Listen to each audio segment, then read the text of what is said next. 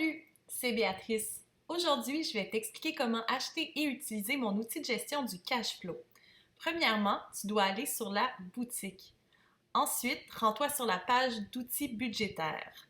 Sur cette page, descends jusqu'à ce que tu arrives à l'outil de gestion du cash flow. Tu remarqueras qu'il y a deux prix d'indiqués sur les produits.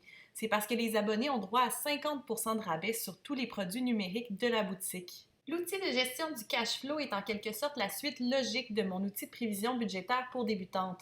Faire un budget, c'est bien, mais tu dois ensuite t'assurer que ça fonctionne bien dans la réalité.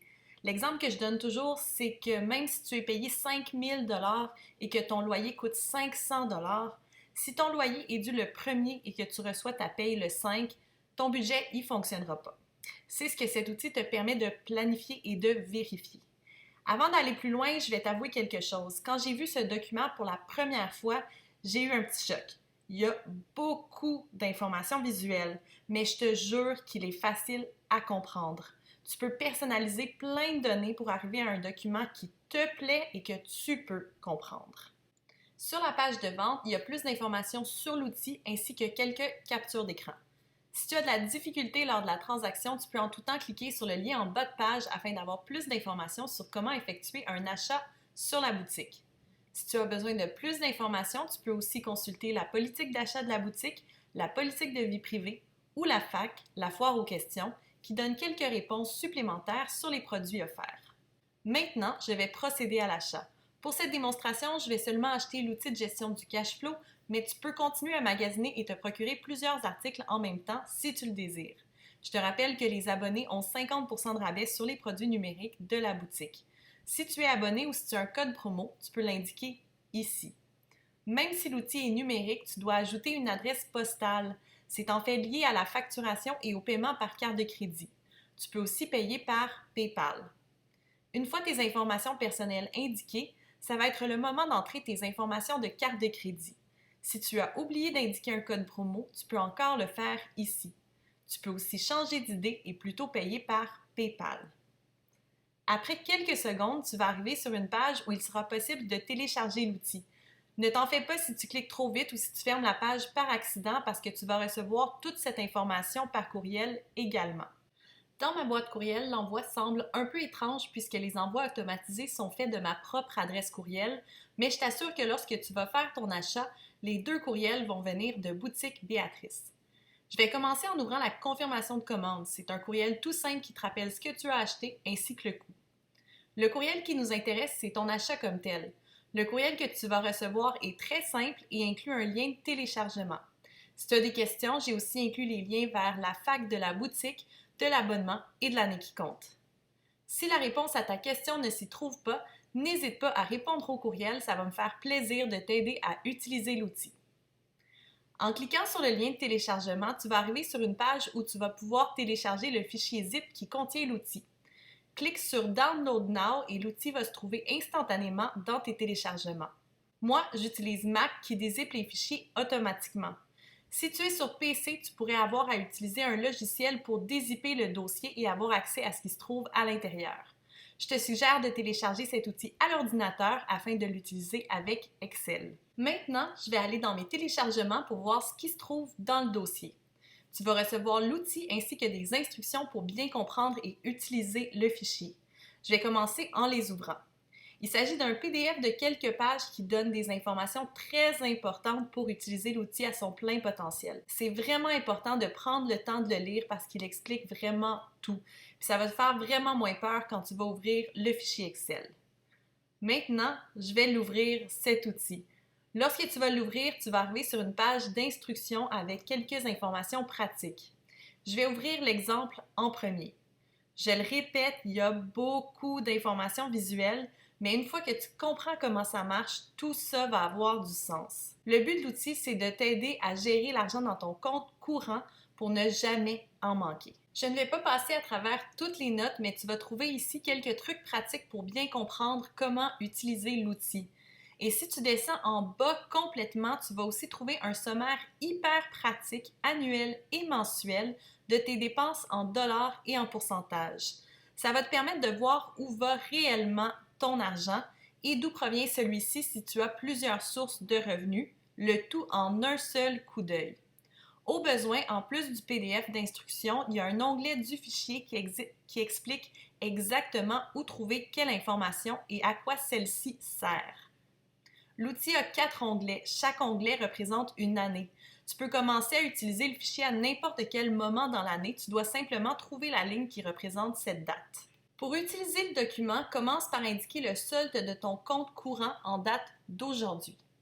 Ensuite, indique tes revenus, que ce soit un salaire fixe, des revenus prévus, des autres revenus ou d'autres dépôts dans les colonnes L à O. Pour le faire rapidement, tu peux filtrer la date, c'est les colonnes A à E, selon la date, le jour de la semaine si c'est la semaine 1 ou 2, et le mois. Si tu prévois faire d'autres dépôts à ton compte, mais que tu ne sais pas encore quand l'argent va rentrer, par exemple si tu as une réclamation d'assurance à venir ou si tu as un remboursement d'impôt prévu, tu peux les indiquer dans les cases N2 à N6. Ensuite, c'est la partie qui va prendre le plus de temps, du moins au début. Tu dois indiquer toutes tes dépenses prévues pour l'année. Encore une fois, tu vas pouvoir filtrer selon la date pour faciliter l'entrée de données. Par exemple, si ton paiement d'Hydro-Québec est en versements égaux et automatisé tous les 21, tu peux facilement l'indiquer. Si un paiement est automatisé, tu peux colorer la case en jaune pour te rappeler que c'est une dépense qui est coulée dans le béton, qui ne peut pas changer même d'un jour. Tu peux aussi indiquer certains montants un peu plus approximatifs comme une moyenne de 1 000 $ sur ta carte de crédit tous les mois, par exemple. Ensuite, utilise la case I2 pour indiquer le solde minimum que tu veux atteindre dans ton compte. Par défaut, ce montant, c'est 0, mais si tu préfères, tu peux indiquer 20, 50 ou même 1 000 $, c'est à toi de choisir. Le gros du travail est maintenant fait. Maintenant, tu vas pouvoir analyser ta situation en quelques minutes à peine. Je te suggère de le faire environ une fois par semaine. Lorsque tu vas balancer ton compte, c'est-à-dire que tu vas vérifier si le montant que tu as dans ton compte est le même que le fichier prévoit, tu peux écraser le montant dans la colonne Solde au compte. C'est normal que ce ne soit pas exactement le même chiffre, surtout si tu as mis des approximations. Pour facilement repérer les soldes réels, tu peux mettre le montant en gras. Si tu te demandes à quoi tout ça sert, j'y arrive enfin.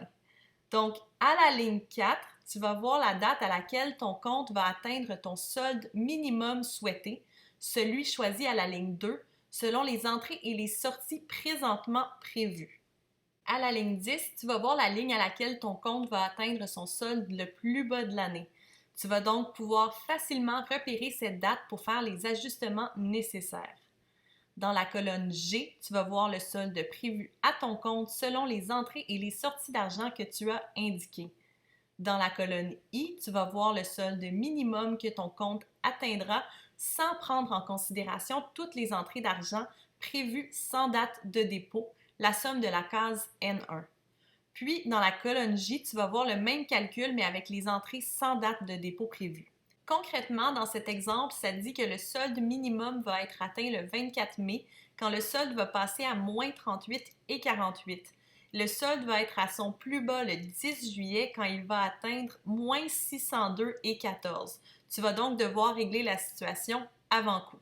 Mais puisque tu vois le solde minimum anticipé, le solde le plus bas de l'année prévu en tout temps, bien, c'est facile à voir à l'avance et c'est ça qui va te permettre de faire les ajustements nécessaires.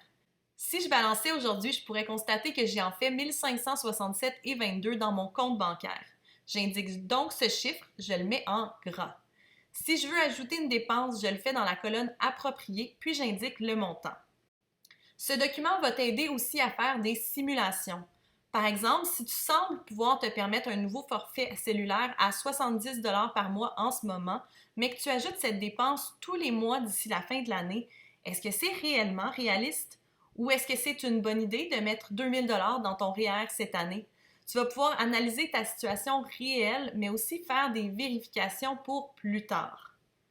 Et pour alléger le fichier, certaines des données liées à des dates passées sont automatiquement effacées pour qu'il y ait moins de bruit visuel. Alors, tout ça fait le tour de l'outil de gestion du cash flow. J'espère que cette vidéo a répondu à tes questions. Je te rappelle que je suis disponible pour répondre à tes questions si tu en as, alors n'hésite pas à m'écrire. À bientôt!